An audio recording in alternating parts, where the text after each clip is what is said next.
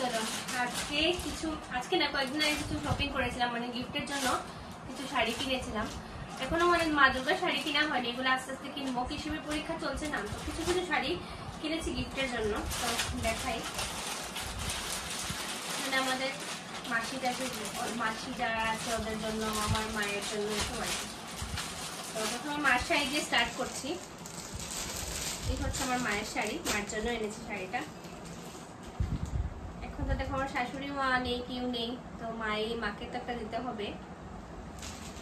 তো মার জন্য এই শাড়িটা এনেছি। কেমন হয়েছে কেমন কমেন্ট বক্সে জানাবেন। এটা হচ্ছে মায়ের জন্য। আরো আছে, কার জন্য কি আর বলবো না, দেখাই। এটাও ধরে নাও আমার মা সম্পর্কীয় একজনের জন্য। দেখাচ্ছি, এই যে সিল্কের মধ্যে আর কি। এটাও হচ্ছে মানে এখন জানি না কাকে কি দেবো, আমি নিয়ে এসে গেছি আর কি একসাথে। এটা একটা, তারপর এটাও হচ্ছে আরেকজনের জন্য, মানে অনেকগুলোই শাড়ি নেওয়া হয়েছে। এটা হচ্ছে আরেকটা, এটা হচ্ছে আরেকটা।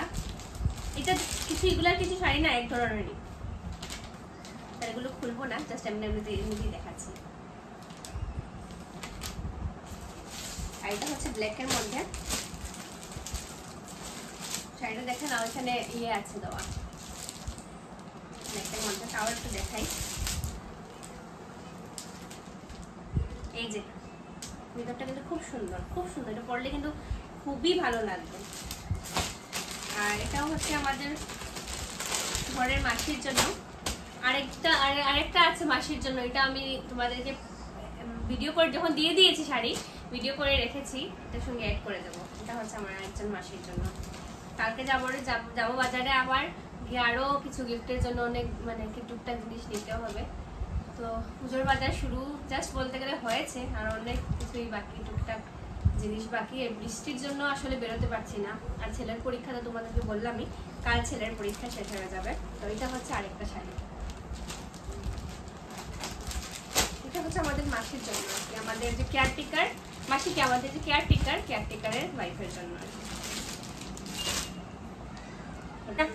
দেন রাধাই দিকে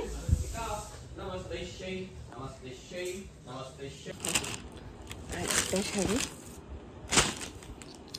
আরেকটা না আর দুটো শাড়ি মাঝের ঘরের মাসি থাকে, ওই মাসির জন্য। উনি বলেছিলেন সিনথেটিক একটা আনবো, তো ওনার মতেই সিনথেটিক একটা এনেছি।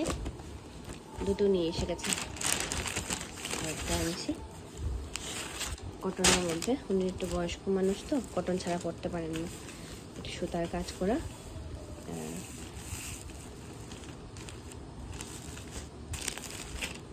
এটা একটা ওনার জন্য।